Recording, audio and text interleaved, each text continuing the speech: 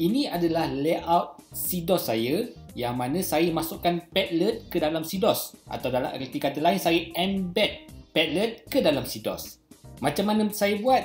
Senang sangat. Jom kita tengok cara-caranya.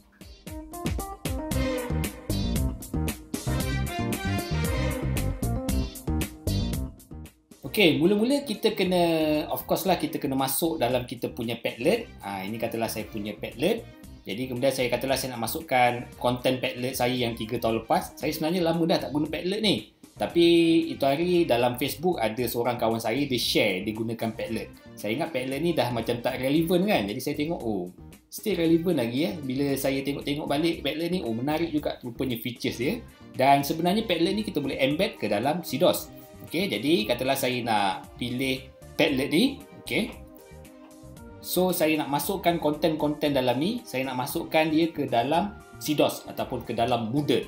Jadi saya klik pada bahagian atas ni, dia ada butang share. Kemudian kita klik copy to clipboard. Kemudian kita buka kita punya CDOS, kita buka kita punya muka depan CDOS kita. Okey, kemudian kita kena pastikanlah kita dah turn editing on. Kemudian kita tengoklah kita nak letak pada bahagian mana. Katalah saya nak letak pada satu bahagian topik baru.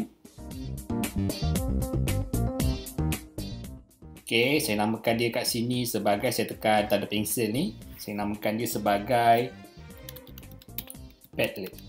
Okey, saya tekan enter. Okey, kemudian saya add an activity or resource. Okey, kemudian saya klik URL. URL. Okey, saya klik URL dan saya klik add. Kemudian saya bagi nama dia lah. Okey, ini adalah Padlet. Saya bagi nama lah Padlet URL. Okey, kemudian kita paste saja link yang kita copy tadi. Paste. Okey, description ni kita boleh tulis ikut kita lah. Nak tulis boleh, tak tulis pun boleh. Appearance kita pilih, ini penting. Appearance kita pilih embed. Okey, yang lain-lain saya rasa biarkan default. Kemudian kita klik save and display. Itu dia, Padlet kita dah masuk ke dalam Moodle ataupun CDOS.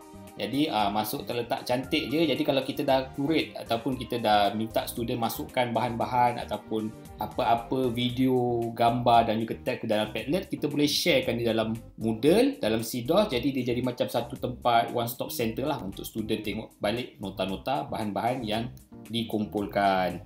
Okey, ini salah satu cara. Dia ada lagi satu cara. Cara yang kedua adalah, okey, kita pergi muka depan CDOS balik. Kemudian kita pergi balik pada kita punya Padlet ni. Okey, katalah saya nak share lagi yang ni, kita klik pada share. Kita klik share. Kemudian kita klik embed in your blog or your website. Kita klik sini. Okey, kemudian yang panjang-panjang ni, kita tak perlu select, kita just klik copy ni. Copy bawah ni kita klik copy. Dia akan automatic copy semua benda-benda ni lah. Kita tak perlu tahulah. Dia punya bahasa pengatur caraan dia ni apa dia, kita tak perlu tahu. Okey, kemudian kita buka kita punya CDOS. Okey, kita add lagi satu, add an activity or resource. Kemudian kita pilih page. Kita pilih page. Okey, kita klik add. Okey, ni saya letak contoh dia adalah, nama dia adalah Padlet embed. Embed, kita guna fungsi page. Description saya biarkan kosong. Okey, untuk konten saya nak masukkan kod tadi tu. Okey, jadi saya klik nak panah ke bawah ni. Kemudian saya klik butang benda nama ni, butang HTML ni. Okey, saya onkan dia. Kemudian kita pastekan saja. Kemudian saya klik balik butang HTML ni. Ada dalam tu. Okey. Jadi kita tengok bawah lagi apa lagi setting ada. Appearance kita biarkan default saja. Yang lain semua kita biarkan default. Kemudian kita klik save and display. Okey, jadi itu dia. Kita punya Padlet embed dalam fungsi page dalam CDOS ataupun Moodle. Okey, jadi kalau kita tengok muka depan ni tadi, dia akan ada dua lah versi. Dia akan ada dua versi embed. Satu embed yang kita pakai URL, satu lagi yang kita pakai fungsi page. Okey, kita tengok apa beza dia. Kalau kita buka muka depan, kita tak nampak lagi ni. Kita buka, kita klik open new tab, baru kita akan nampak dia punya kandungan dalam dia. Sama juga dengan yang page ni tadi. Kita open new tab. Okey, kita nampak. Jadi dia macam tak ada beza sangat lah. Tak ada beza sangat. Cuma kalau kita perhatikan yang Padlet pakai page ni, dia punya view tu lebih mengembang, lebih besar kan, lebih lawas lah orang kata. Yang URL ni dia macam lebih kecil sikit.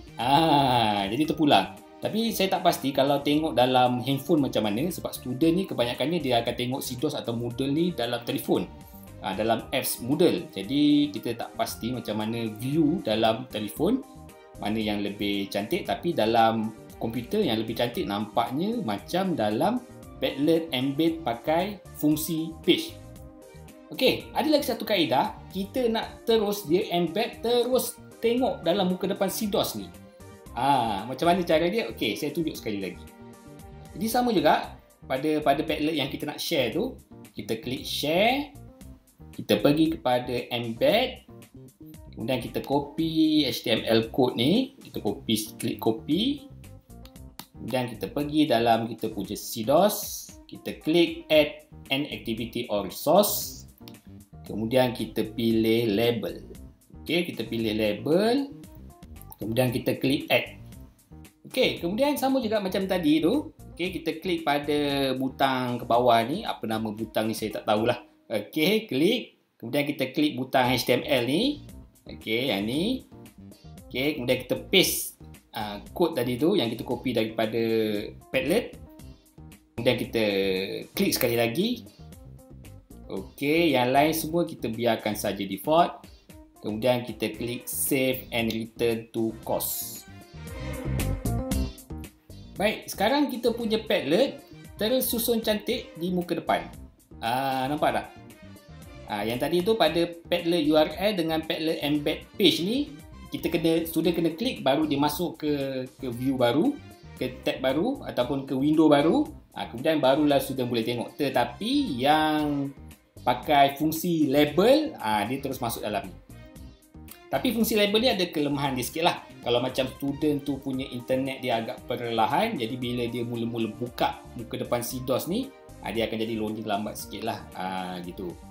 Jadi terpulang pada tuan-puan nak guna yang mana satu. Sama ada nak guna yang pakai fungsi URL, nak guna yang pakai fungsi embed page, ataupun nak guna fungsi label. Terpulang pada tuan-puan, ikut keselesaan masing-masing. Tengok mana yang suka lah, tengok mata mana yang suka, tengok hati mana yang suka kan. Okey, jadi sekian saja video ringkas pada kali ini. Harap boleh mencuba. Sebenarnya senang saja CDOS ataupun Moodle ni. Dan jika ada apa-apa pertanyaan, jangan segan tanya pada ruangan komen. InsyaAllah saya akan cuba menjawab. Kalau saya tak boleh menjawab secara bertahap, saya akan buat video penerangan.